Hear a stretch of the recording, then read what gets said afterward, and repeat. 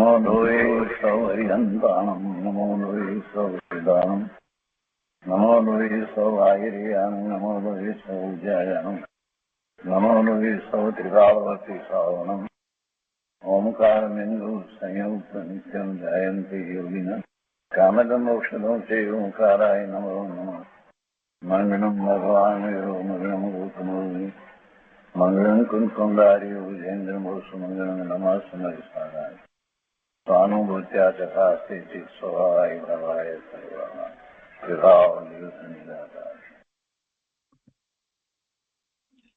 સ્વામી કાર્તિકેય અનુપ્રેક્ષા સુખચંદ્રાચાર્ય ભગવાનની ટીકા તથા પંડિત જયચંદ્રજી છાબડાના ભાવાર્થ અને ટીકા સહિત આપણે સ્વામી કાર્તિકેય અનુપ્રેક્ષાનો સ્વાધ્યાય કરી રહ્યા છીએ. પૂજ્ય ગુરુદેવ કાંજી સ્વામી એમાંથી આપણને ઘણું અધ્યાત્મ સમજાવી રહ્યા છે, ઘણી પરમાર્થભૂત વાત કહી રહ્યા છે. સ્વામી કાર્તિકેય અનુપ્રેક્ષાના સ્વાધ્યાયમાં આપણે ગાથા 472 સુધી સ્વાધ્યાય કર્યો છે. આજે આગળ 473 થી સ્વાધ્યાય લઈએ તે પહેલા સહેજ પુનરાવર્તન કરીએ છીએ. ગઈકાલનો જે સ્વાધ્યાય હતો એનું રેકોર્ડિંગ અવેલેબલ નથી, એટલે આજે જે પુનરાવર્તન કરીએ છીએ તે પણ મહત્વનું રહેશે.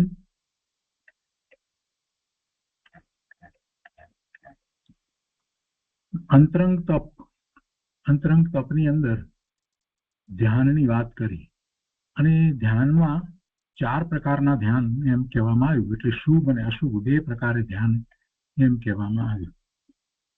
તો શુભ ધ્યાન અને અશુભ ધ્યાન એમ જયારે કહ્યું ત્યારે પહેલી દ્રષ્ટિથી આપણને એમ થાય કે ધ્યાનમાં વળી શુભ અને અશુભ, પણ કહેવાનો આશય એવો હતો કે 4 પ્રકારના ધ્યાનની વાત કરવી છે. એટલે 470માં એમ કહ્યું કે ધ્યાન નામના તપનું વિસ્તારથી વર્ણન કરે છે અને એની અંદર એ રીતે વાત કરવામાં આવી. એમાં ધ્યાનની વ્યાખ્યા એ રીતે કરવામાં આવી કે મન સંબંધી જ્ઞાન વસ્તુમાં અંતર્મુહૂર્ત માત્ર લીન થવું, એકાગ્ર થવું, તેને સિદ્ધાંતમાં ધ્યાન કહ્યું છે. અને ત્યાં શુભ અને અશુભની વાત કરવામાં આવી. અને પછી એનો વિસ્તાર 471માં વધારે કર્યો કે આર્ત અને રૌદ્ર એ બંને તો અશુભ ધ્યાન છે. આર્ત ધ્યાન અને રૌદ્ર ધ્યાન એ બંને તો અશુભ ધ્યાન છે, તથા ધર્મ ધ્યાન અને શુક્લ ધ્યાન એ બંને શુભ તથા શુભતર છે. શુભ તથા શુભતર છે. એટલે અહીંયા એનો શુભનો અર્થ એવો નથી લેવાનો કે શુભ ભાવ, એવો અર્થ નથી લેવાનો. અહીંયા તો શુભ ધર્મ ધ્યાનની વાત કરવામાં આવી છે. ધર્મ ધ્યાનમાં શુભ કયું છે તો શુભ એટલે જે શુભ ભાવને કારણે પુણ્યનો બંધ થાય એવી અપેક્ષા એ રીતે નથી લેવાનું, પણ શુભ છે. અને એમાં પણ શુભતર છે. શુભ ધર્મ ધ્યાનથી આગળ વધીને શુક્લ ધ્યાન થાય છે. તો 4થા થી 7મા ગુણસ્થાન સુધી ધર્મ ધ્યાન છે અને 7માથી ઉપર 8માથી 14મા ગુણસ્થાનમાં 4 ધ્યાન જે થાય છે તે શુક્લ ધ્યાન છે. અને એમાં એ વાત લીધી કે ધર્મ ધ્યાન મંદ કષાયથી થાય છે અને શુક્લ ધ્યાન મહામુનિ શ્રેણી ચડે ત્યારે તેમને અતિશય મંદ કષાયથી થાય છે. હવે આ વાતને પૂજ્ય ગુરુદેવે સારી રીતે સમજાવી કે ધર્મ ધ્યાન મંદ કષાયથી થાય છે એમ કહેવા કરતા એમ કહેવાય કે જ્યારે ધર્મ ધ્યાન છે ત્યારે કષાય મંદ છે, ત્યારે કષાય એના મંદ છે. અને એ જ રીતે જ્યારે શુક્લ ધ્યાનની વાત લીધી તો એમાં અતિશય મંદ કષાયથી થાય છે, તો એ વખતે જ્યારે શુક્લ ધ્યાન થાય છે ત્યારે પછી કષાય એની ખ્યાલમાં પણ ના આવે એવા અતિ મંદ કષાય હોય છે. અને એ પણ ક્યાં સુધી છે? એ પણ 10મા ગુણસ્થાનના છેલ્લા સમય સુધી. એટલે કે ચારિત્રમોહની કર્મની મોહ કર્મ, લોભની પ્રકૃતિ જે છે 10મા ગુણસ્થાનના છેલ્લા સમયે જાય અને પછી 12મા ગુણસ્થાને આવે છે. એટલે પછી તો કોઈ કષાયનો પ્રશ્ન જ રહેતો નથી. તો એ વાત આપણે લીધી છે 472ની અંદર.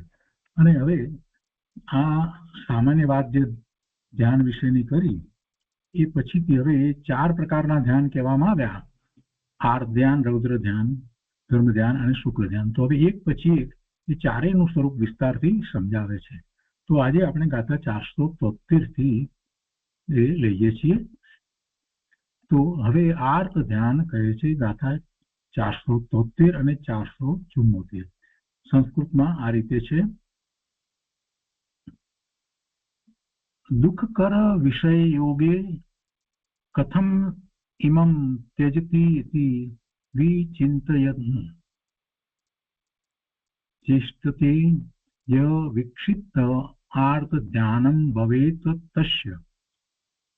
અને 474મી ગાથા આ રીતે છે. મનોહર વિષય વિયોગે કથમ તત્ પ્રાપ્નોમિ ઇતિ વિકલ્પ યહ સંતાપેન પ્રવૃત્ત તત એવ આર્તમ ભવેત ધ્યાનમ. આર્ત ધ્યાન કઈ રીતે હોય છે એનું વર્ણન અહીંયા કર્યું છે. એટલે ગાથાના અર્થમાં કહે છે કે દુઃખકારી વિષયોનો સંયોગ થતા જે પુરુષ આવું ચિંતન કરે, દુઃખકારી વિષયોનો સંયોગ થતા જે દુઃખના નિમિત્તભૂત વિષયો જે છે એનો સંયોગ થાય ત્યારે જે પુરુષ આવું ચિંતન કરે કે આ મારાથી કેવી રીતે દૂર થાય, વળી તેના સંયોગથી વિક્ષિપ્ત ચિત્તવાળો થયો થકો ચેષ્ટા કરે તથા રુદન આદિ કરે તેને આર્ત ધ્યાન હોય છે.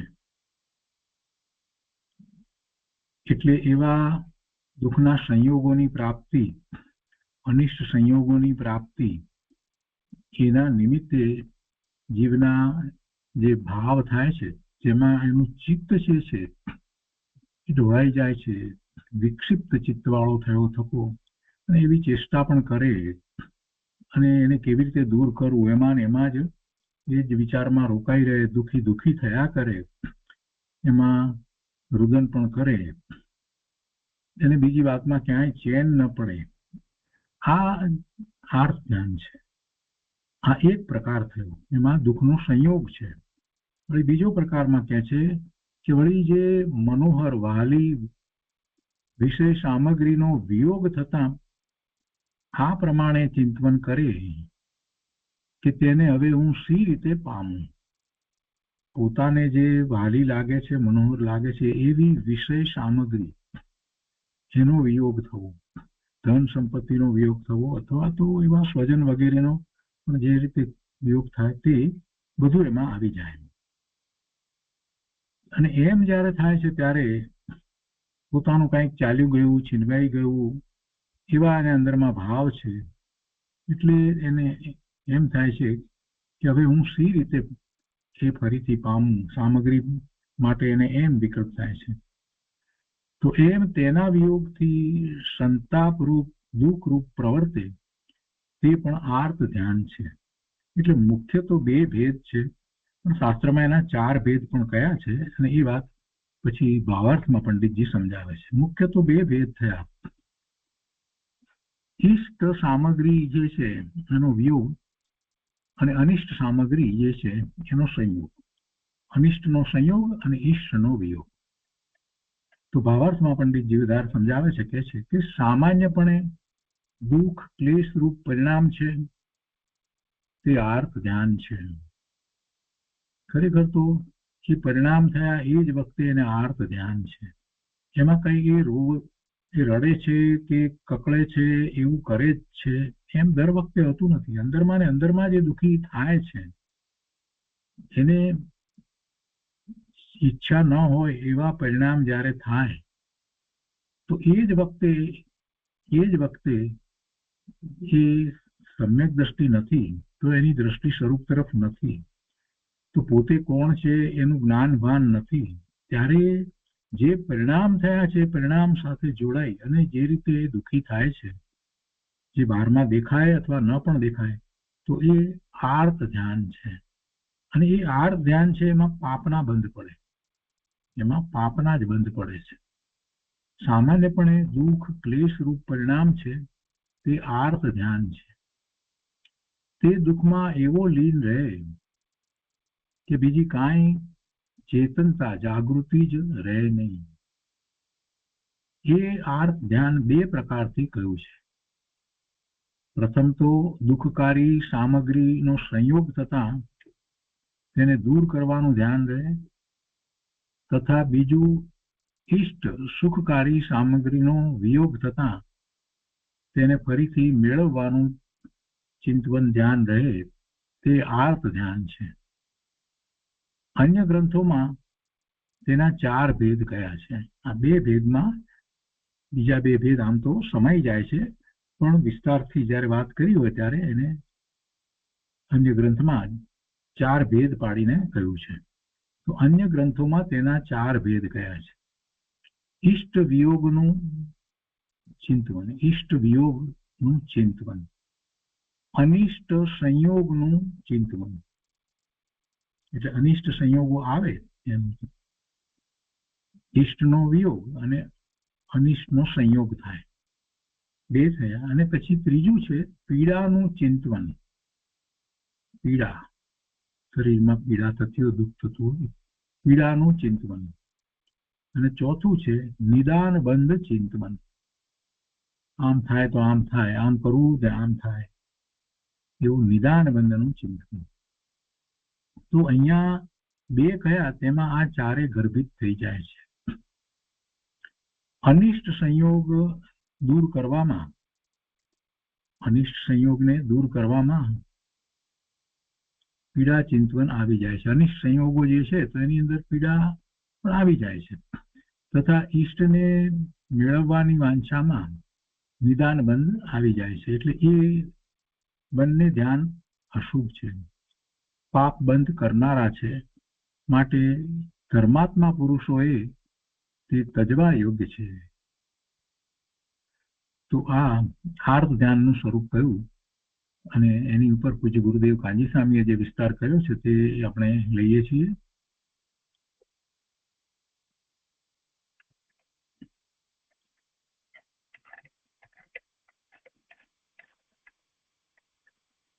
સ્વામી કાર્તિકે અનુપ્રેક્ષા પ્રવચન પુસ્તક ભાગ બીજો, પાના નંબર 355.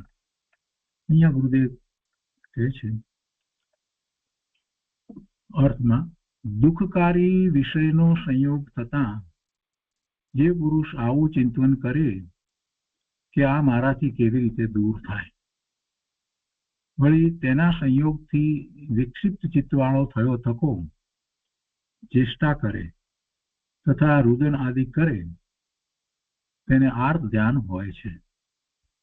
ગુરુદેવ એનો વિસ્તાર કરીને સમજાવે છે કે શરીરમાં રોગ આવે, દીકરો મૃત્યુ પામે, દીકરી વિધવા થાય, મકાનમાં આગ લાગે, વીમાવાળો ભાંગે, વીમાવાળો ના પાડી દે, હાથ ઊંચા કરી દે, દાટ્યા કોળસા થાય, એટલે પેલા ધર્મ કેટલીક એવી વસ્તુઓ જે જમીનમાં દાટતા હતા તે સળગીને કોળસા થઈ જાય વગેરે પ્રતિકૂળ સંયોગોમાં ચિંતા કરે કે આ ક્યારે દૂર થાય, એમ પરને ખસેડવાનો ભાવ, એટલે જે એને અનિષ્ટ સંયોગો જે લાગે છે એ સંયોગોને ખસેડવાનો ભાવ, એ મિથ્યા દ્રષ્ટિનું આર્ત ધ્યાન છે.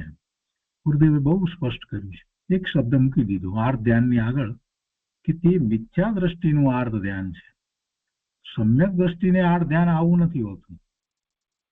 સમ્યક દ્રષ્ટિને જે સંયોગ આવ્યા છે અને સંયોગ સાથે જોડાવાનું થાય છે તે વખતે પણ એની દ્રષ્ટિ તો સ્વરૂપ તરફ રહે છે, એને વેદ જ્ઞાનની ધારા સતત રહે છે. પૂજ્ય બેનશ્રીએ એ વાત બહુ સ્પષ્ટ કરી અને ગઈકાલના સ્વાધ્યાયમાં પણ એ વાત આવી કે દરેક વખતે વેદ જ્ઞાનની ધારા ચાલે છે. વેદ જ્ઞાનની ધારા એટલે પોતે જે છે એ વાત યાદ કરવી નથી પડતી, એ એમ જ છે, એ ધારા સતત રહે છે. એને સમજવા માટે આપણે જરાક વિચાર કરીએ કે આપણને ક્યારે યાદ કરવું પડે છે કે હું મનુષ્ય છું. ના, એ ધારા સતત રહે છે. મનુષ્યપણું તો અત્યારે આ ભવમાં છે, પૂર્વના ભવમાં શું હતું આપણને ખબર નથી, છતાંય આ ભવનું આટલા વર્ષોનું મનુષ્યપણું કેવું આપણને ગાઢ થઈ ગયું છે કે હું મનુષ્ય છું એવો વિકલ્પ કર્યા વિના મનુષ્યપણું તો સતત, એ ધારા તો સતત રહે છે. વાસ્તવમાં આત્માને મનુષ્યપણું હોતું નથી, એ તો ગતિ છે. આત્માને મનુષ્યપણું નથી, દેવપણું પણ નથી, તિર્યંચપણું પણ નથી અને નારકપણું પણ નથી, આત્માને એમાંનું કાંઈ નથી. છતાંય આપણને કેટલું બધું સહજ થઈ ગયું છે કે મનુષ્ય છું એ વાતને કાંઈ યાદ કરવી નથી પડતી. એવી રીતે સમ્યક દ્રષ્ટિને જે બધાથી પોતે જુદો ભિન્ન ભગવાન આત્મા છે એ અનુભૂતિ થયા પછીથી એને યાદ નથી કરવું પડતું કે આ બીજું બધું મારાથી ભિન્ન છે, હું તો આ છું, હું તો શુદ્ધ પૂર્ણ પવિત્ર ભગવાન આત્મા છું, સિદ્ધ સમાન છું, એવું યાદ કરવું નથી પડતું. એટલે એ ધારા એને સતત ચાલે છે. એટલે એને જયારે એવા પ્રતિકૂળ સંયોગ આવે અને આપણને દેખાય કે એને દુઃખ થઈ રહ્યું છે એવું આપણને દેખાય, છતાંય સમ્યક દ્રષ્ટિને મિથ્યા દ્રષ્ટિને જેવા આર્થ ધ્યાન થાય છે એવા આર્થ ધ્યાન થતા નથી અને એવા એને પાપના બંધ પણ પડતા નથી. ગુરુદેવે એક શબ્દ અહીંયા મૂક્યો, મિથ્યા દ્રષ્ટિનું આર્થ ધ્યાન. એટલામાં આપણને કેટલો બધો વિચાર આવી જાય કે ઓહો, સમ્યક દ્રષ્ટિને આર્થ ધ્યાન થતું હશે તો એ જુદી રીતે હશે, એવો સહજ રીતે વિચાર આવી જાય છે. શું કહે છે ગુરુદેવ? ફરીથી વાંચીએ કે એમ પરને ખસેડવાનો આ પ્રતિકૂળ સંયોગ જે છે એ પ્રતિકૂળ સંયોગ તો એને ખસેડવાનો ભાવ તે મિથ્યા દ્રષ્ટિનું આર્થ ધ્યાન છે. અને એ વખતે જ્ઞાનીને પણ નબળાઈના કારણે એવો ભાવ થયો તો તે પણ આર્થ ધ્યાન છે. મકાનમાં આગ લાગે અને પછી કંઈક પણ પુત્ર નું અવસાન થાય કે ગમે તે એવા બધા કે શરીરમાં રોગ આવ્યો, આ બધા જે કારણો છે એમાં મિથ્યા દ્રષ્ટિને તો એ સંયોગો કેમ જાય, એ સંયોગો કેમ આવ્યા અને ખૂબ ખૂબ આખું વ્યાકુળ થઈ જાય, કપડે રુદન કરે, બધું આ ચાલે છે. ને કેવી રીતે એ દૂર થાય, કેમ કરીને એને દૂર કરવું, આ બધું ચાલ્યા કરે, બીજી બધી વસ્તુને ભૂલી જાય. તો એમ એ પરને ખસેડવાનો ભાવ એ મિથ્યા દ્રષ્ટિનું આર્થ ધ્યાન છે. અને ગુરુદેવ કહે છે કે એ વખતે જ્ઞાનીને પણ નબળાઈના કારણે એવો ભાવ થયો તો તે પણ આર્થ ધ્યાન છે. હવે કહે છે કે સમ્યક દ્રષ્ટિ અને મિથ્યા દ્રષ્ટિના આર્થ ધ્યાનમાં ફેર છે.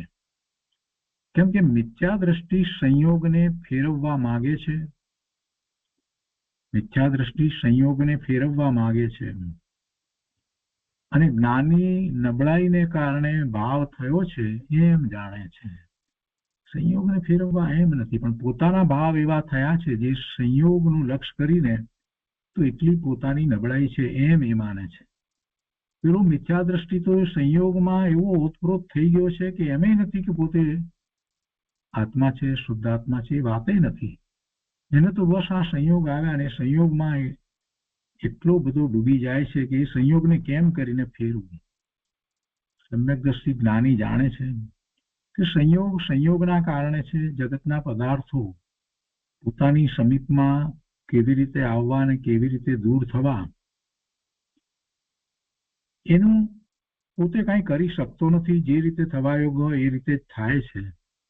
તો એ સંયોગ છે, એ સંયોગ છે. પોતાના પૂર્વના જે પુણ્ય અને પાપના બંધ પડ્યા છે એના ઉદય આવે છે તો એવા સંયોગો આવે છે. પૂર્વે જે શુભભાવ અશુભભાવ કર્યા હતા એને કારણે જે બંધ પડ્યા હતા એ બંધને કારણે સંયોગો આપણને પ્રાપ્ત થાય છે. સંયોગો મારી સમીપમાં આવે છે, એમાં બીજો કોઈ કંઈ કરે છે માટે સંયોગ આવે છે, એવું વસ્તુનું સ્વરૂપ નથી. ગુરુદેવે આ વાત એટલી બધી સ્પષ્ટ રીતે સમજાવી છે. જૈન દર્શનની અંદર કેટલાય લોકો કર્મની વાતને તો કરે છે, કર્મને કારણે થયું, કર્મને કારણે થયું, પણ એનો અર્થ સમજતા નથી. જે સંયોગો છે એ પૂર્વે જે કરેલા ભાવ એને કારણે આવ્યા. હવે એ સંયોગો વખતે પણ પોતે ભગવાન આત્મા છે એની સાથે કેટલી તીવ્રતાથી જોડાવું, કેટલા રુચિપૂર્વક જોડાવું, એ એનું વર્તમાન છે. વર્તમાન એનું પોતાનું છે.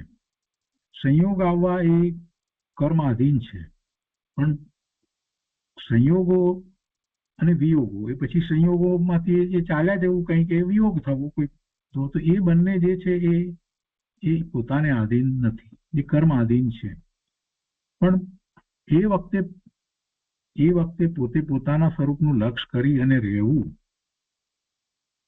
અને સંયોગો અને વિયોગો સાથે ઓતપ્રોત ન થવું એ એનું વર્તમાન છે. અને એવું જીવ કરી શકે છે અને એને જ પુરુષાર્થ કહેવામાં આવે છે, એને પુરુષાર્થ કહેવામાં આવે છે.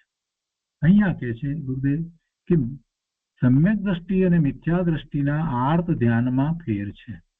કેમ કે મિથ્યા દ્રષ્ટિ સંયોગને ફેરવવા માંગે છે, જે શક્ય નથી, અને જ્ઞાની નબળાઈને કારણે ભાવ થયો છે એમ જાણે છે, એટલે એની દ્રષ્ટિ સ્વરૂપ તરફ રહે છે, પોતે જે છે એનું એને ભાન છે. નાયકની મુખ્યતા રાખીને તે ભાવ થયો છે, છતાં તે આર્ત ધ્યાન છે. જ્ઞાનીને પણ આર્ત ધ્યાન તો છે, પણ એને જ્ઞાયકની મુખ્યતા છે, પોતે જે છે એ તો છે જ. આ ચાર ગતિથી જુદો એ તો પોતે શુદ્ધ આત્મા છે, એ વાત તો જતી નથી. મિથ્યા દ્રષ્ટિ સંયોગને ફેરવી ને દુઃખ કાઢવા માંગે છે, પરંતુ દુઃખ સંયોગના કારણે થયું નથી. દુઃખ તો પોતે ઊભું કર્યું છે. સામાન્ય જીવોને આ વાત સમજાય નહીં કે આવું દુઃખ આવ્યું ને તમે એમ કહો છો કે દુઃખ સંયોગના કારણે થયું નથી, તો કેવી રીતે થયું છે? સમ્યક દ્રષ્ટિની અપેક્ષાથી વિચાર કરે તો એને ખ્યાલ આવે. અરે મુનિની અપેક્ષાથી વિચાર કરે તો ખૂબ સ્પષ્ટ ખ્યાલ આવે કે સંયોગ તરફ જેનું લક્ષ્ય જ નથી, પોતાના સ્વરૂપમાં એકાગ્રતા કરે છે, રમણતા કરે છે, એ તો શાંતિ અને આનંદમાં છે. સંયોગે એનું શું કર્યું? સંયોગે કાંઈ બગાડ્યું નથી, સંયોગ એને સ્પર્શ્યા નથી. એવા મહામુનિનો વિચાર કરીએ આપણે. 7મા ગુંફનાની દશાની અંદર મુનિ આજ પોતાના ધ્યાનમાં સ્થિત છે, એમને સંયોગો સાથે શું સંબંધ છે?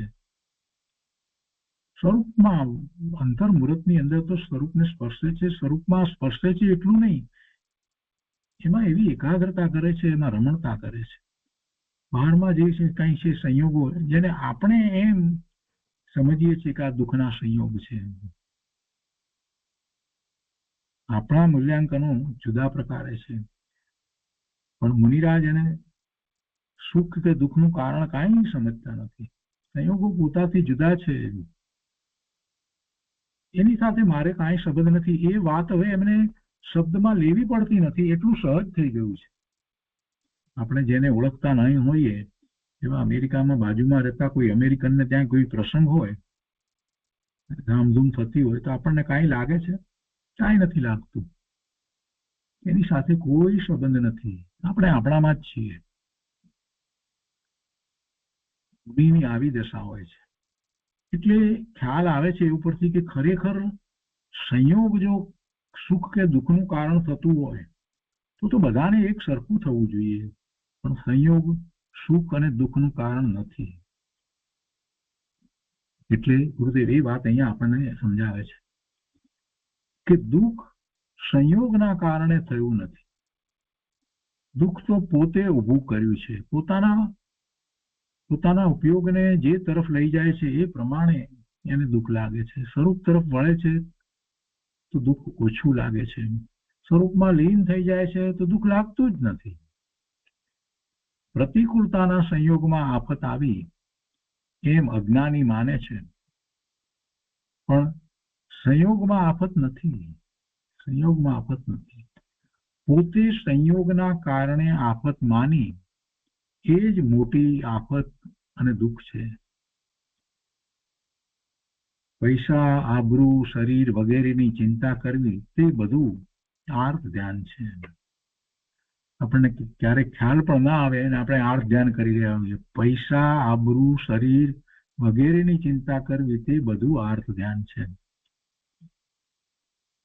એક વસ્તુની અપેક્ષા રાખી હોય કે આ વસ્તુ આ દિવસે આવવી જોઈએ અને એ નથી આવી, 2 દિવસ થઈ ગયા પણ નથી આવી, અને જે ચિંતા કરે છે એ પણ આર્ત ધ્યાન છે. ઓનલાઈન એમેઝોન ઉપર કંઈક વસ્તુ જોઈએ છે અને મંગાવે છે, અને પછી કાર્ડથી એના પૈસા અપાઈ ગયા હોય અને વસ્તુ જરાક મોડી આવે તો જોયા કરે છે, હજી આવી નહીં, હજી આવી નહીં, હજી આવી નહીં. આ આર્ત ધ્યાન છે. નાની નાની વસ્તુમાં આપણે જે આર્ત ધ્યાન કરીએ છીએ એને સમજવાનું છે. આ બધું આપણને લાગુ કેવી રીતે પડે છે એનો જ્યાં સુધી આપણે વિચાર જ ના કરીએ અને એ માટે કંઈ ફેરફાર જ ના કરીએ તો પછી આ સ્વાધ્યાયનો કાંઈ અર્થ નથી. ગુરુદેવે એક લીટીમાં આપણને એ વાત કરી દીધી છે કે પૈસા, આબરૂ, શરીર વગેરેની ચિંતા કરવી તે બધું આર્ત ધ્યાન છે. વગેરેમાં બધું આવી ગયું. નાની મોટી કેટલી બધી વસ્તુઓ માટે થઈ અને ચિંતા જે કરીએ છીએ એ બધું જ આર્ત ધ્યાન છે. નાના મોટા પ્રકારે આર્ત ધ્યાન છે. આ વાત સમજવી અઘરી છે, પણ જ્યારે વિચાર કરીએ કે હું ભગવાન આત્મા છું તો મને આમાંનો કોઈ ભાવ હોય, એમ જેવો વિચાર કરીએ તો આપણને ખ્યાલ આવે છે કે વાત તો સાચી છે. આ બધા ભાવ મને નથી, તો પછી આ ભાવને કેમ શેમાં મૂકીશું? એનું ક્લાસિફિકેશન કરીએ આપણે તો એ ભાવને શેમાં નાખીશું? એ આર્ત ધ્યાનમાં જાય. પ્રભુ, એ આર્ત ધ્યાનમાં જાય. ગુરુદેવ કહ્યું એ બરાબર છે, એકદમ વાત બરાબર બેસી જાય છે.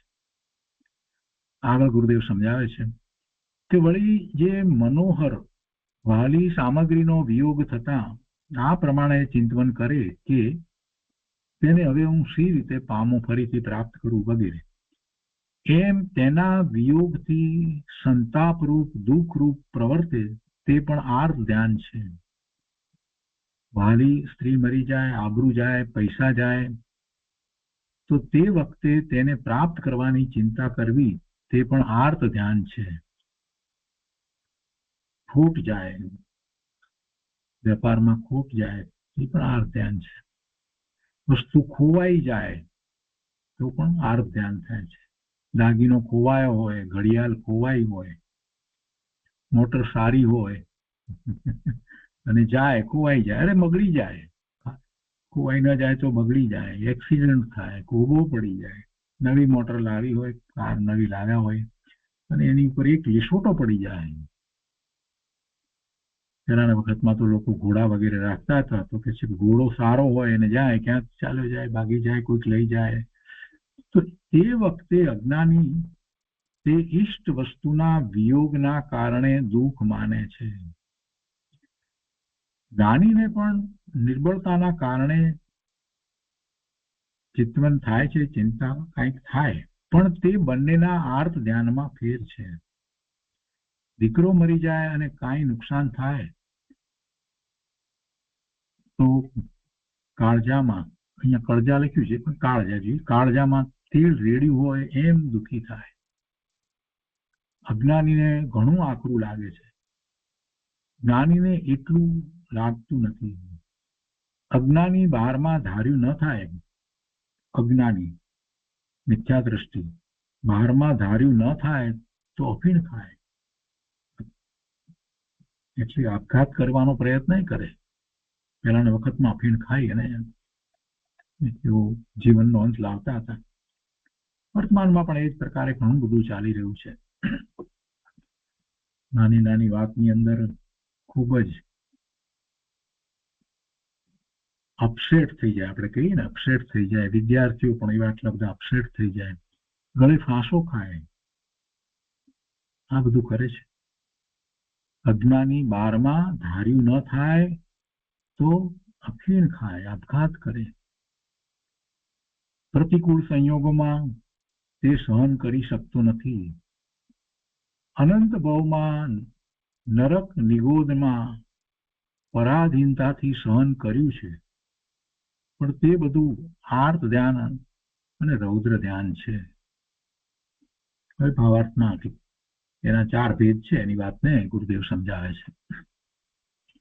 સામાન્યપણે ક્લેશરૂપ પરિણામ તે આર્ત ધ્યાન છે. તે દુઃખમાં એવો લીન રહે કે બીજી કઈ ચેતનતા જ રહે નહીં. એ આર્ત ધ્યાનના 2 પ્રકાર છે.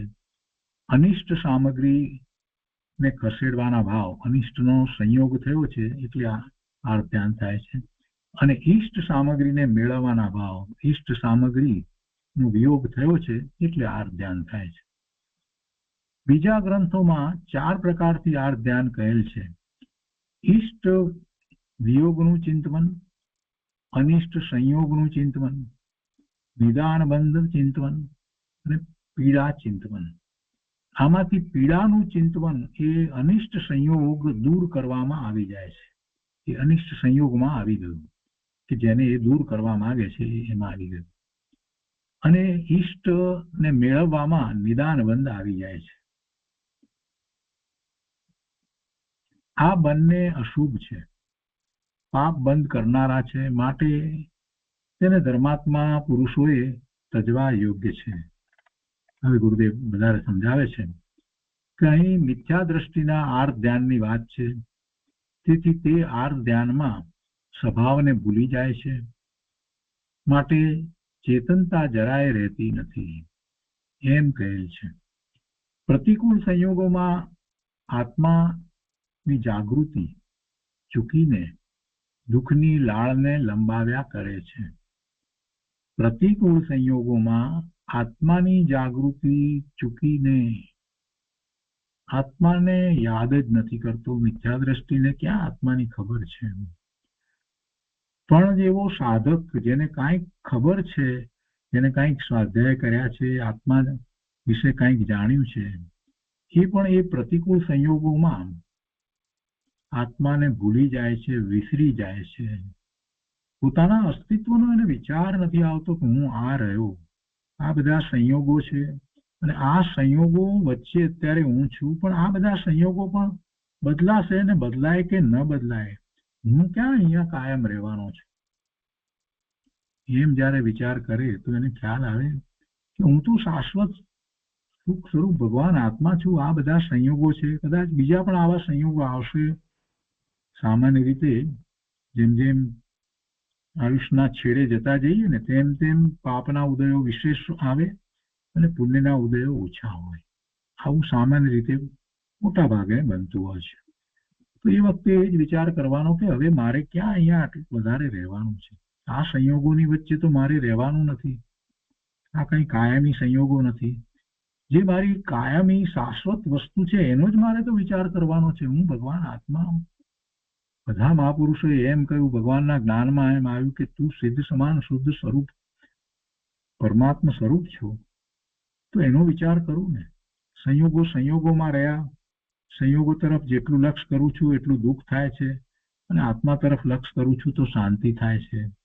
એમ સાધકજી વિચાર કરી શકે છે. અને એ જ વાત આપણને ગુરુદેવે ખૂબ સમજાવી છે. પ્રતિકૂળ સંયોગોમાં આત્માની જાગૃતિ ચૂકીને દુઃખની લાળને લંબાવ્યા કરે છે. તે એકલું દુઃખ જ ભોગવે છે. દુઃખ ભોગવે છે અને પાછા નવા દુઃખ માટેના બંધ કરે છે. એવા ફરીથી પણ એવા જ બંધ કરે છે, પાપના બંધ કરે છે. જેની સત્તામાં પ્રતિકૂળતા દેખાય છે એ સત્તાવાન ભગવાન છે. જેની સત્તામાં દેખાય છે, જ્ઞાન થાય છે ને, આ પ્રતિકૂળતા છે એવું જે જ્ઞાન થાય છે, એ સત્તા કોની છે? પોતાની સત્તા છે. પોતે જ્ઞાનમાં એ જાણે છે, જુએ છે કે આ પ્રતિકૂળતા છે, આ પ્રતિકૂળતા છે. જેની સત્તામાં પ્રતિકૂળતા દેખાય છે, જણાય છે, ખ્યાલમાં આવે છે, એ સત્તાવાન ભગવાન છે. એ પ્રતિકૂળતા એનાથી જુદી છે. એ ભગવાનથી પ્રતિકૂળતા જુદી છે. એ પોતે પોતાની સત્તામાં રહ્યો છે, એમાં કાંઈ પ્રવેશ પામતું જ નથી. પોતાની સત્તા તો અસંખ્ય પ્રદેશ અને અનંત ગુણ રૂપ છે. એમાં આ સંયોગો પહોંચતા નથી. એટલે એવો એ સત્તામાં રહેલો ભગવાન, પોતાના સામ્રાજ્યમાં રહેલો એ ભગવાન છે. એ એવો કિલ્લો છે જેમાં અનંત ગુણો રહ્યા છે ને એમાં એક પણ ગુણ ઓછો વધતો થતો નથી. એક પણ ગુણનું પરિણમન અટકતું નથી. અને અસંખ્ય પ્રદેશમાંથી એક પ્રદેશ ઓછો થતો નથી. એ એનું સામ્રાજ્ય છે. આ જીવનું એ સામ્રાજ્ય છે. એ સત્તાને એ ભોગવી રહ્યો છે. તો એ સત્તાને ભોગવવાને બદલે એ સત્તામાં રહ્યા થકા એને પરજ્ઞેયો જણાય છે. એ પરજ્ઞેયો સાથે આ જીવ અનાદિથી એકત્વ મમત્વ કરી અને દુઃખી થઈ રહ્યો છે. ગુરુદેવ કહે છે કે જેની સત્તામાં પ્રતિકૂળતા દેખાય છે એ સત્તાવાન ભગવાન છે. પોતે ભગવાન છે. એની શ્રદ્ધા, એવા પોતાના સ્વરૂપની શ્રદ્ધા અને જ્ઞાન વિના શાંતિ મળે એમ નથી. માટે આત્માનો વિચાર કરવો કે ચૈતન્ય ભગવાનની સત્તા અને ભગવાન સિદ્ધની સત્તા એક પ્રકારની છે. આ ચૈતન્ય ભગવાન આત્મા, એની સત્તા અને જેમણે પૂર્ણ શુદ્ધ દશાને પ્રગટ કરી છે એવા સિદ્ધ પરમાત્માની સત્તા, એ બંને એક જ જાતની છે, એક પ્રકારની છે. સત્તામાં કાંઈ ફેર નથી. ગુરુદેવ આગળ સમજાવે છે કે કોઈ કહે કે આર્ત ધ્યાનનો તે કાળ હતો માટે આર્ત ધ્યાન થયું છે, તો કહે છે કે એ વાત બરાબર છે. જો ગુરુદેવે ક્રમબદ્ધ પર્યાયની જે વાત કરી છે ને, એને સારી રીતે સમજ્યા વિના કેટલાય લોકો ક્રમબદ્ધ પર્યાયને જે રીતે લગાવે છે ક્યાંક ક્યાંક કોઈ જગ્યાએ, તો એમાં કેટલી ને કઈ રીતે ભૂલ છે એ અહીંયા ગુરુદેવે સમજાવ્યું છે. એમ કહે કે આપણે કહીએ કે ક્રમબદ્ધ પર્યાય, તો ક્રમબદ્ધ પર્યાયમાં એવા સંયોગ આવવાના હતા, આવ્યા, અને પછી ક્રમબદ્ધ પર્યાયમાં મને આર્ત ધ્યાન થવાનું હતું તો થયું, આમ આપણે બોલી નાખીએ. એટલે શું આપણે ક્રમબદ્ધ પર્યાયને બરાબર સમજ્યા છીએ, માનીએ છીએ? જરાક વિચાર કરવાની જરૂર છે, અને હવે એ વાતને સમજવાની છે. અહીંયા ગુરુદેવ કહે છે કે કોઈ કહે કે આર્ત ધ્યાનનો તે કાળ હતો માટે આર્ત ધ્યાન થયું છે, તો કહે છે કે એ વાત બરાબર છે. પણ જેને સ્વભાવ દ્રષ્ટિ હોય તે સ્વભાવને ચૂકતો નથી, તે સ્વભાવને ચૂકતો નથી. તે આર્ત ધ્યાનને બરાબર જાણે છે. આર્ત ધ્યાન થયું બરાબર છે, સંયોગ આવ્યા એ તો બરાબર છે, એને ક્રમબદ્ધમાં સમજાય છે કે ભાઈ બરાબર છે, પણ એના લક્ષ્ય આર્ત ધ્યાન થયું છે ત્યાં સુધી એ કહે છે તો કે બરાબર છે. પણ સાથે ને સાથે સમ્યક દ્રષ્ટિને જે ક્રમબદ્ધ પર્યાયનો નિર્ણય છે એને તો એમ છે કે પોતે તો ભગવાન આત્મા છે, જ્ઞાન આનંદ સ્વરૂપ છે. આર્ત ધ્યાન વખતે પણ, આ ભાવ જે થયા એ વખતે પણ, એટલે એને એ આર્ત ધ્યાનના ભાવ પોતાની પર્યાયમાં થયા છે, એ એના જ્ઞાનનું જ્ઞેય થઈ જાય છે, એ એના જ્ઞાનનું જ્ઞેય થઈ જાય છે. એટલે કે છે કે જેને સ્વભાવ દ્રષ્ટિ હોય, કેમ કે જ્ઞાની ધર્મીને તો સ્વભાવની દ્રષ્ટિ છે, આર્ત ધ્યાન થયું છે ત્યારે પણ સ્વભાવ દ્રષ્ટિને ચૂકતો નથી, તો તે આર્ત ધ્યાનને બરાબર જાણે છે. વાત તો ક્રમબદ્ધ પ્રમાણે છે, પણ એનો નિર્ણય કરનારની દ્રષ્ટિ ક્યાં પડી છે? ક્રમબદ્ધ પર્યાયનો નિર્ણય કરનારની દ્રષ્ટિ સ્વરૂપ તરફ જ હોય છે. એને જ ક્રમબદ્ધ પર્યાયનો નિર્ણય થયો છે. જ્યાં સુધી ક્રમબદ્ધ પર્યાયનો નિર્ણય કરી અને સ્વરૂપની દ્રષ્ટિ નથી થઈ, ત્યાં સુધી ક્રમબદ્ધ પર્યાયનો એને સાચો નિર્ણય પણ નથી. એટલે વાતમાં એ બોલ્યા કરે તો ક્રમબદ્ધમાં થવાનું તો થયું, ક્રમબદ્ધમાં એમ થવાનું તો થયું, એવી નકામાની વાહિયાત વાત કરે છે. ક્રમબદ્ધનો નિર્ણય થયો છે, એ જે કંઈ બને છે એને પોતાના જ્ઞાનનું જ્ઞેય માને છે, એટલે એને કાંઈ બોલવાની જરૂર હોતી નથી. જ્ઞેયોને આપણે જાણીએ છીએ તો કાંઈ બોલીએ છીએ? પાંચે ઇન્દ્રિય દ્વારા આપણે જે જ્ઞેયોને જાણીએ છીએ તો દરેક વખતે એના વર્ણનો કર્યા કરીએ છીએ, આખો દિવસ બોલ્યા કરીએ છીએ, આ દેખાય છે, આ દેખાય છે, આ સંભળાય છે, આ બોલ કરીએ છીએ? નથી કરતા. છતાં પણ એ જ્ઞાનનું જ્ઞેય તો છે ને. તો સમ્યક દ્રષ્ટિને એના જ્ઞાનનું જ્ઞેય છે. શું જ્ઞેય છે? આ આર્ત ધ્યાન થયું છે એ એના જ્ઞાનનું જ્ઞેય છે. એની દ્રષ્ટિ ક્યાં છે? ઉપયોગ ભલે 12માં છે, છતાં પણ સ્વરૂપ સાથે જ રહ્યો છે. ગુરુદેવ કહે છે કે વાત તો ક્રમબદ્ધ પ્રમાણે છે, પણ એનો નિર્ણય કરનારની દ્રષ્ટિ ક્યાં પડી છે? આર્ત ધ્યાનનો કાળ તો એક સમયનો છે, એટલે કે થોડા સમયનો છે, એક પછી એક આર્ત ધ્યાન, ને આર્ત ધ્યાને ક્યાં એક સરખું રહે છે? એટલે એ અપેક્ષાથી જોઈએ તો આર્ત ધ્યાનનો કાળ તો એક સમયનો છે. જ્યારે ત્રિકાળી વસ્તુ દ્રવ્યનો કાળ ત્રિકાળ છે, એવા દ્રવ્ય દ્રષ્ટિ વાળાને મિથ્યા દ્રષ્ટિ જેવું આર્ત ધ્યાન હોય નહીં. કેમ કે તે સંયોગના કારણે આર્ત ધ્યાન થાય છે એમ માને નહીં, અને આર્ત ધ્યાન સ્વભાવમાં નથી એમ જેને ભેદ જ્ઞાન વર્તે છે એ એમ નથી માનતું કે આર્થ ધ્યાન સંયોગને કારણે થયું એમ નથી માનતા. એટલી પોતાના પુરુષાર્થની નબળાઈ છે એટલે આર્થ ધ્યાન થયું છે એમ માને છે. અને વળી પાછું બીજું શું માને છે કે આર્થ ધ્યાન આત્માનો સ્વભાવ નથી, આર્થ ધ્યાન સ્વભાવમાં નથી. એમ જેને ભેદ જ્ઞાન વર્તે છે તે ધર્મી જ્ઞાની આર્થ ધ્યાનના કાળે આર્થ ધ્યાન થાય છે એમ યથાર્થ જાણે છે. એટલે એને માટે એમ કહેવાય કે આર્થ ધ્યાનના કાળે આર્થ ધ્યાન થાય છે, કેમ કે આર્થ ધ્યાન એના જ્ઞાનનું જ્ઞેય છે, એની દ્રષ્ટિ આત્મા તરફ રહી છે. જો ક્રમબદ્ધની વાત મેં ગુરુદેવે અહીંયા વધારે સ્પષ્ટ કરી. આપણે ઘણી વાર વાત કરી છે કે ક્રમબદ્ધ પર્યાયનો જે આપણે પહેલા સાથે 2012માં કર્યો હતો એના પછીનો બીજો ભાગ અને બીજા ભાગની વાતો આપણે ઘણી વાર કરી છે કે વધારે સૂક્ષ્મતાથી આ સમજવાનું. પહેલા ભાગ દ્વારા આપણે માત્ર સ્વવિકલ્પ દશાની અંદર ક્રમબદ્ધનો નિર્ણય કરીએ છીએ અને એને 5 સમવાય સાથે રાખી અને લઈએ છીએ. એટલે એ બધી વાત હતી અને નિર્ણયમાં સર્વજ્ઞ દ્વારા નિર્ણયની વાત હતી. પણ પછીથી આપણે જે બધી વાત લીધી છે ક્રમબદ્ધ પર્યાયની અને પૂજ્ય ગુરુદેવના પ્રવચનોમાં ક્રમબદ્ધ પર્યાય પ્રવચન પુસ્તકમાંથી આપણે જે કર્યા એમાં આ બધી વાતને આપણે શાંતિથી સમજ્યા છીએ કે ક્યાં દ્રષ્ટિ છે. ક્રમબદ્ધ પર્યાયના નિર્ણય વાળાની દ્રષ્ટિ આત્મા તરફ જ હોય છે, તો જ એને ક્રમબદ્ધનો નિર્ણય છે. બાકી ક્રમબદ્ધ બોલે એનો કાંઈ અર્થ નથી અને એવું બોલવાનું ની જરૂર નથી. એને બદલે વિશેષ ઊંડાણથી ચિંતન કરવાની જરૂર છે ક્રમબદ્ધનું. ગુરુદેવ અહીંયા આગળ સમજાવે છે કે ઘણા લોકો ક્રમબદ્ધને જાણતા નથી અને એનો નિર્ણય નથી.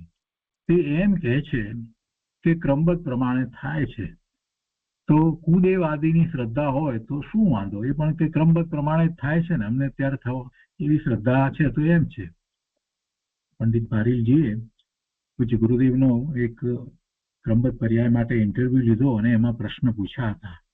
અને એમાં એમણે શરૂઆત જ ત્યાંથી કરી હતી કે ભાઈ ગુરુદેવ આપ પર્યાય જે છે એને તો છોડવાની વાત કરો છો, એનું લક્ષ્ય તો છોડવાની વાત કરો છો અને હવે ક્રમબદ્ધ પર્યાયને કેમ આટલું મહત્વ આપો છો? ત્યાંથી તો એમને પ્રશ્નની શરૂઆત કરી હતી. અને પછી એમાં ગુરુદેવે બધા જવાબો આપ્યા. પછી છેલ્લે જયારે એમ કહ્યું કે ક્રમબદ્ધમાં જ પછી અમારા જેવા થવાના હશે તે પ્રમાણે પરિણામ થશે, એમ કે ક્રમબદ્ધમાં જ પરિણામ થવાના છે એમ આપ કહો છો, તો પછી અમને જયારે એવો ધર્મનો ભાવ આવવાનો હશે ત્યારે આવશે ક્રમબદ્ધમાં. એ જયારે વાત કરી ત્યારે ગુરુદેવ ગંભીર થઈ ગયા અને પછી કહે છે કે તમને ક્યાં ક્રમબદ્ધનો નિર્ણય છે?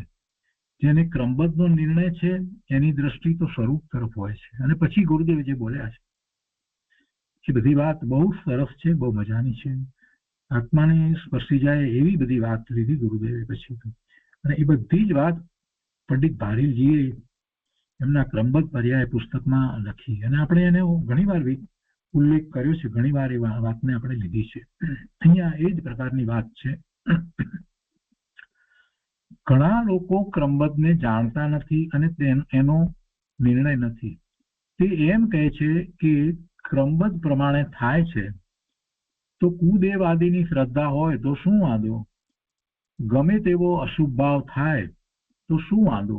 કેમ કે તે બધું ક્રમબદ્ધ છે એમ સ્વચ્છંદે વર્તે છે, પણ તે ક્રમબદ્ધ સમજ્યો નથી. વળી કહે છે કે ભગવાને જોયું છે એ સંપ્રદાયમાં આવ્યા છીએ તો તે ફેરવવું શા માટે પડે? બીજા પણ આ રીતે પણ વિચાર કરે કે મેં આ સંપ્રદાયમાં આવ્યા તો આ સંપ્રદાયમાં હવે એ ફેરવવું શા માટે પડે? ભગવાને જોયું છે એ સંપ્રદાયમાં આવ્યા છીએ તો તે ફેરવવું શા માટે પડે? પૂર્વ કર્મના કારણે એ બધું છે, માટે ઉતાવળ કરવી ન જોઈએ અને પુરુષાર્થ કરજે એમ શાસ્ત્રમાં કહ્યું નથી, પણ પ્રમાદ કરીશ નહીં એમ શાસ્ત્રમાં કહ્યું છે. જો આ દલીલ છે બધી. હવે ગુરુદેવ સમજાવે છે આવી માન્યતા ધર્મના નામે કરે છે જેમને પૂરું સત્ય સમજાયું નથી, જેમની દ્રષ્ટિ સ્વરૂપ તરફ થઈ નથી, જેમને અનુભૂતિ નથી થઈ, તે આ પ્રમાણે વાત કરે છે. કેટલાક ઉપદેશકો પણ આ રીતે વાત કરે છે કે પૂર્વ કર્મના કારણે એ બધું છે, માટે ઉતાવળ કરવી ન જોઈએ અને પુરુષાર્થ કરજે એમ શાસ્ત્રમાં કહ્યું નથી, પણ પ્રમાદ કરીશ નહીં એમ કહેલું છે. આ બધી વાતો પણ ઉપદેશકો એ કરે છે.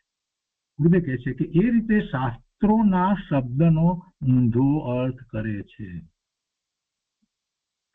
એ રીતે શાસ્ત્રોના શબ્દોનો ઊંધો અર્થ કરે છે. ગજબ વાત છે. તે મૂળ વાતને ચૂકી જાય છે. કેવડીના માર્ગમાં આડું અવળું ચાલે એમ નથી.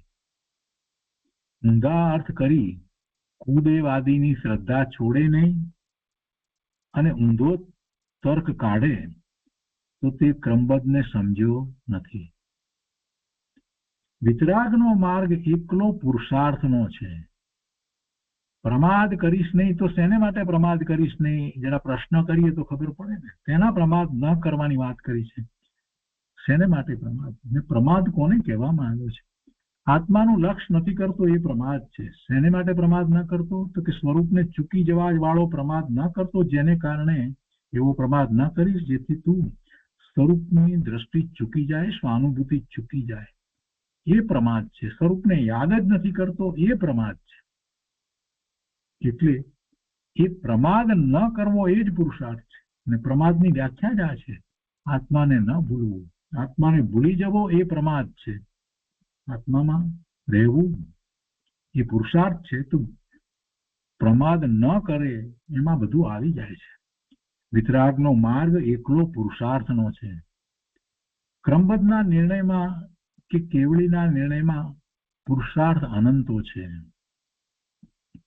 જે થવાનું તે થવાનું એવો નિર્ણય કોણ કરી શકે? કે નિમિત્ત વ્યવહારની રુચિ ખસી ગઈ હોય, નિમિત્ત અને વ્યવહારની રુચિ ખસી ગઈ હોય અને સ્વભાવની રુચિ થઈ હોય, તેને સાચો નિર્ણય હોય છે. ગુરુદેવ કહે છે કે આ વાત તો ઘણા વર્ષો પહેલાની છે. સંપ્રદાયમાં પણ આવા પ્રશ્નો થતા હતા કે ઉપાદાન અને નિમિત્ત. તો કે છે ઉપાદાન ને મુખ્ય આપ કહો છો તો ઉપાદાનના 51 દોકડા રાખો, 51% ઉપાદાનના રાખો, અને નિમિત્તના 49 ટુકડા રાખો, એટલે 50. પછી તો ગુરુદેવ એમ કહેતા કે એક દોકડો પણ નહીં. ગુરુદેવ તો બીજી રીતે અહીંયા વાત કરે છે કે પણ બંનેના 100 દોકડા છે. એ વાત એને બેસતી નથી. એટલે ઉપાદાનને કારણે છે 100% ઉપાદાન જે છે નિશ્ચયથી જે વાત છે તે તેમ જ છે. અને એ વખતે સાથે નિમિત્ત હોય છે તો નિમિત્ત ઉચિત હોય છે. એ રીતે એના 100 દોકડા છે. પણ એ વાત એને બેસતી નથી. અહીં દિગંબર સંપ્રદાયમાં પણ એ વાત બેસતી નથી. દિગંબર સંપ્રદાયમાં પણ એ વાત બેસતી નથી. એવા દિગંબરના પંડિતો અને ત્યાગીઓમાંથી પણ એ વાત આવે છે. એટલે કે બધા એક જાતના છે, કાંઈ નવું નથી. ખરેખર તો ઊંધો ભાવ કરે તે આત્માનો પુરુષાર્થ છે. ખરેખર તો ઊંધો ભાવ કરે તે આત્માનો પુરુષાર્થ છે. અને સવળો કરે તો પણ આત્માનો પોતાનો પુરુષાર્થ છે. આપણે ભાવ પ્રતિક્રમણમાં આ વાત બોલીએ છીએ. હું વિભાવ ભાવે થઉં છું તો એમાં મારો દોષ છે, અને હું સ્વભાવ ભાવે થઉં છું તો એમાં મારો પુરુષાર્થ છે. બંને મારું જ છે. બીજાને કારણે છે એ વાત નથી. ઊંધો ભાવ કરે એ પણ એનો જ ઊંધો પુરુષાર્થ છે. તો આત્માનો જ, પણ એ ઊંધો છે. અને સવળો કરે તો પણ એ આત્માનો જ છે, પોતાનો છે. બીજા કોઈ એમાં કઈ કરે છે, કરાવે છે એમ નથી. માટે આર્ત ધ્યાનમાં જે પરિણામ થાય છે તેમાં આત્મા પોતે પીડાય છે તે ધ્યાન છોડવા યોગ્ય છે. એટલે કે સ્વસન્મુખ થતા તે ધ્યાન છૂટી જાય છે. સ્વસન્મુખ થતા એ ધ્યાન છૂટી જાય છે. તેને છોડવું એમ કહેવું એ તો વ્યવહારનું કથન છે. પાઠ તો છોડવું એમ છે, પણ એ તો ઉપદેશનું વાક્ય છે. સહજ રીતે સ્વસન્મુખ થતા એવું આર્થ ધ્યાન છૂટી જાય છે. તો આ આર્થ ધ્યાન સંબંધી, ક્રમબદ્ધ પર્યાય સંબંધી, અને એ વખતે આર્થ ધ્યાન થાય છે તો એમાં સમ્યક દ્રષ્ટિ અને મિથ્યા દ્રષ્ટિને કેવી રીતે હોય છે, આ બધી વાત બહુ મહત્વની વાતો આવી. અને એના ઉપરથી આપણે બોધપાઠ લેવાનો છે. સ્વસન્મુખ થતા તે ધ્યાન છૂટી જાય છે. તો આજનો સ્વાધ્યાય આપણે અહીંયા સુધી રાખીએ છીએ. ગાથા 474 સુધી. હવે એના પછી ગાથા 475 થી રૌદ્ર ધ્યાનની વાત આવશે. તો આજનો સ્વાધ્યાય આપણે 474 ગાથા સુધી રાખીએ છીએ.